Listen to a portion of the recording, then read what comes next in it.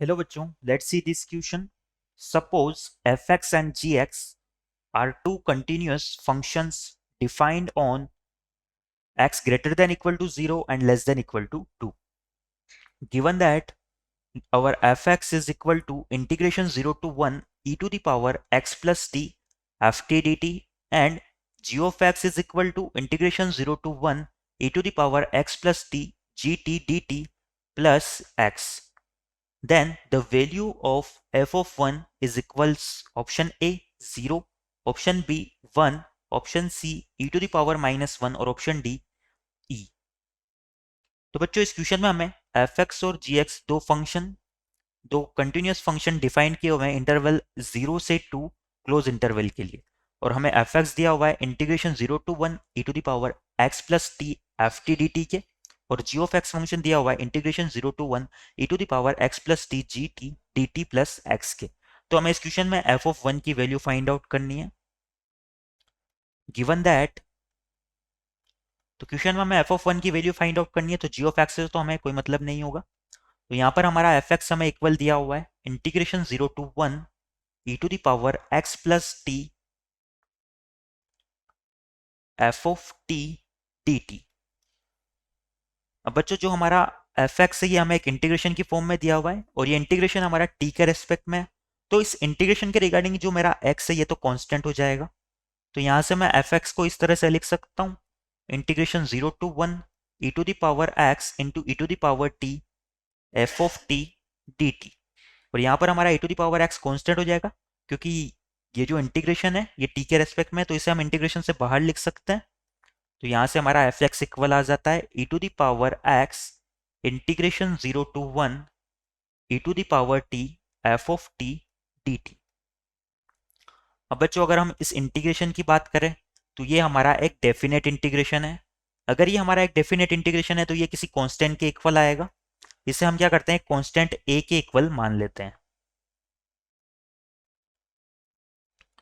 Suppose ये integration मैंने a के इक्वल मान लिया।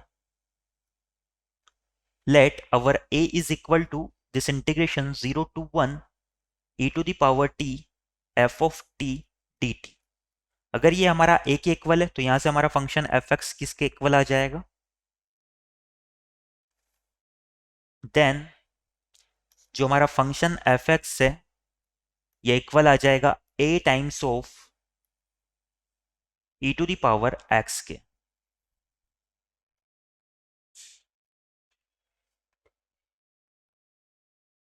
और हमारा यहां पर a जो है हमारा किसे डिनोट करता है, where a is equal to integration 0 to 1 e to the power t F of T D T. अब बच्चों अगर fx हमारा a e to the power x के इक्वल है तो यहां से मैं f ऑफ t को क्या लिख सकता हूं, a e to the power t। अब मैं क्या करता हूं, इस f ऑफ t की वैल्यू को इस इंटीग्रेशन में रिप्लेस कर देता हूं।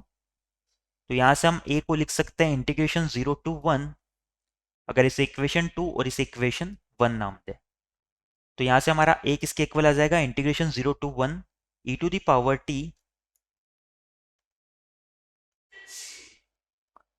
एफ टी की जगह आ जाएगा a into E to the power t, और dt हमारा एज इट इज आ जाएगा।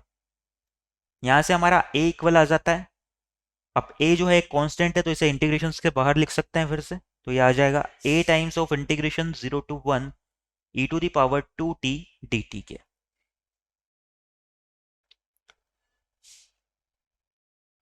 यहां पर हम क्या करते हैं, सारे टर्म्स को आरएचएस वाली साइड में लेके आते हैं।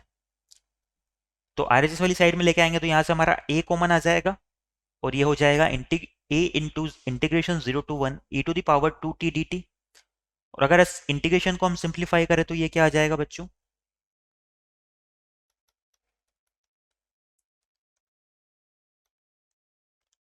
ये आ जाएगा हमारा e to the power 2t by 2,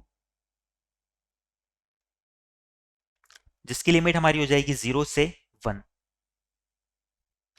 now minus में हमारा क्या हो जाएगा, यहां से हमने a कॉमन लिया तो माइनस में हमारा हो जाएगा 1, ये इक्वल होना चाहिए 0 के।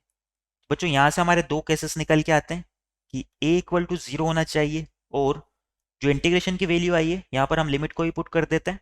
तो जब हम 1 पुट करेंगे तो ये हो जाएगा हमारा e⁻² डिवाइड बाई 2, और 0 पुट करेंगे तो ये हो जाएगा -1/2, और -1/2 -1 मिला के बना देंगे -3/2। तो ये हमारा हो जाएगा e⁻²/2 -3/2 इक्वल टू 0 होना चाहिए। बट बच्चों ये वैल्यू तो हमारी 0 के इक्वल नहीं है, ये कांस्टेंट टर्म आ रहा है। तो यहाँ से हमारा क्या रिजल्ट निकल के आता है कि जो हमारा a है वो 0 के इक्वल होना चाहिए। अगर a हमारा 0 के इक्वल है तो यहाँ से हम फंक्शन f(x) की वैल्यू को लिख सकते हैं कि जो हमारा फंक्शन f(x) है वो क्या हो जाएगा, f(x) हमारा a e⁻x के इक्वल था। तो यहाँ से हम लिख सकते हैं बाय इक्वेशन 1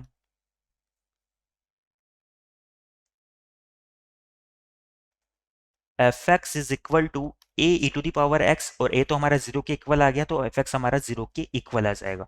क्वेश्चन में हमें f(1) की वैल्यू फाइंड आउट करनी थी। अगर हमारे f(x) की वैल्यू 0 है तो हमारा f(x) एक कंटिन्यूस फंक्शन होगा जो कि x एक्सिस को रिप्रेजेंट करता है, तो हमारा f(1) की वैल्यू भी क्या हो जाएगी, 0 के इक्वल हो जाएगी, और यही हमारा फाइनल आंसर हो जाएगा।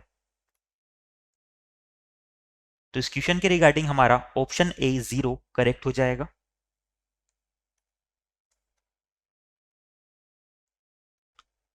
Our final answer is option A.